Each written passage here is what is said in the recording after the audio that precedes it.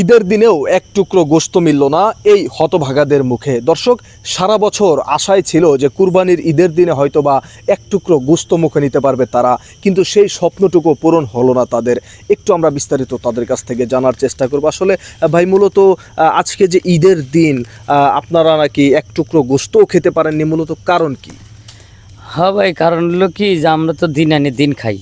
ধরেন মাঝে মধ্যে আমার বউ গরুর মাংস খাইবে চাইতো, তো আমার বউকে আমি কইছিলাম যে দেখো আমরা তো যেটা কামাই করি এটাই তো ধরো চাইল ডাল আনলি আর থাকে না, তারপরে কিস্তি আছে কিভাবে চলি।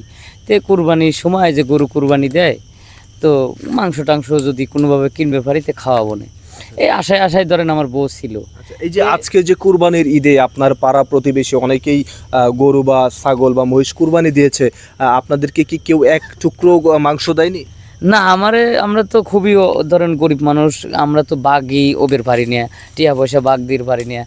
সমাজ থেকে সমাজে আমাদের সমাজেই তো নেয় না, কারণ অনেকে যারা সমাজে তারাইলে যারা দেওয়ার মতো বাঘ দেওয়ার সমর্থ আছে, আর আমরা তো কোনো ঈদেই বাঘ দিয়ে পারি না, এই জন্য এবার সমাজে লেয় নাই। মানে আপনারা অসহায় বলে সমাজ থেকে আপনাদের বিচ্ছিন্ন করে দিয়েছে। দর্শক, এ আসলে কেমন অমানবিক আচরণ, এটা আসলে আমার সঠিক জানা নেই। আমরা একটু ওনার স্ত্রীর সাথে কথা বলার চেষ্টা করবো। আসলে আপু, আজকে ঈদের একটা দিন এক টুকরো গোশত খেতে পারলেন না, এই বিষয়ে আসলে কি বলার রয়েছে আপনার?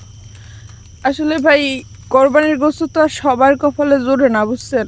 আমরা গরিব মানুষ, আমাগো মতো হাজারো গরিব আছে যে কোরবানির দিন কোরবানির গোশত খাইতে পারে না, হয়তো বা মাছ খায়, হয়তো বা প্রত্যেকদিন যা খায় আর থেকে একটু ভালো জিনিস খাওয়ার চেষ্টা করে, কিন্তু আশায় কিন্তু তাই কোরবানির গোশত খাওয়ার লেগা। লাস্ট কতদিন আগে গরুর মাংস খেয়েছিলেন? ভাই, লাস্ট গেছে কোরবানির গোশত খাইছিলাম। গত কুরবানি ঈদে আপনাদের পাড়া প্রতিবেশী আপনাদের মাংস দিয়েছিল? না ভাই, ওই যে বাগিতে যে বানাইতে গরু টরু ধরতে গেছিল, বানাইছিল, ওইখান থেকে গোস্ত দিছিল, ওইখান থেকে এবার ওখানে অসুস্থ তো ওখানে যাইতে পারে না, গেছিল এক জায়গায় নেয় নাই, কয় তুমি অসুস্থ, তুমি পারবা না গরুর লগে, তাই চলে আইসি বাড়ি। আচ্ছা, সে না হয় কাজ করতে পারে নাই বা গরু ধরতে পারে নাই, কিন্তু সমাজ থেকে আপনারা যে অসহায় বা গরিব, এই দিক থেকে বিবেচনা করে আপনাদের এক টুকরো মাংস কেউ দেয়? গরিব আজকালকে মাংস দেয়।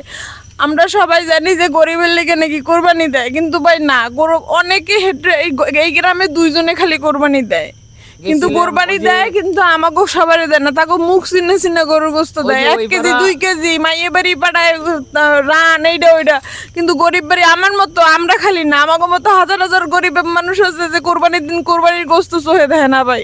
দর্শক, কুরবানি দেওয়ার পরে মুখ চিনে মাংস বিতরণ করা, এটা আসলে কোন ধরনের সমঝোতার মধ্যে পড়ে আমার আসলে ঠিক জানা নেই। একটু ভাই, আপনি যদি আমাদের বলতেন, আসলে আপনি কি কারো কাছে গিয়েছিলেন মাংসের জন্য?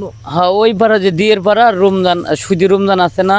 সুইদে রমজান বলতে? সুদি রমজান মানে যে দিয়ের পাড়া, আমার ওই পাড়া, উনি আত্মীয় হয়, আমারে চাচা হয়, উনি বড় লোক, কিন্তু সুদির টাকা পয়সা লাগায়। তো সুদির টাকা পয়সা লাগে, ধরেন আমি তো কোনোদিন সুদির পর টাকা টু আনি না। তো গেলাম যে চাচা আমার, উনি কি কুরবানি দিয়েছে? হ্যাঁ, কুরবানি দিছে, বড় গরু কুরবানি দিছে, ধরেন 12 লাখ টাকা দিয়ে গরু কুরবানি দিছে। তো ওনার কাছ থেকে যারা সুদের টাকা পয়সা নেয় তারে ধরেন মাংস দিছে। আর তা আমি গেলাম যে চাচা, তুমি তো চাচা হতে, আমি তো এবার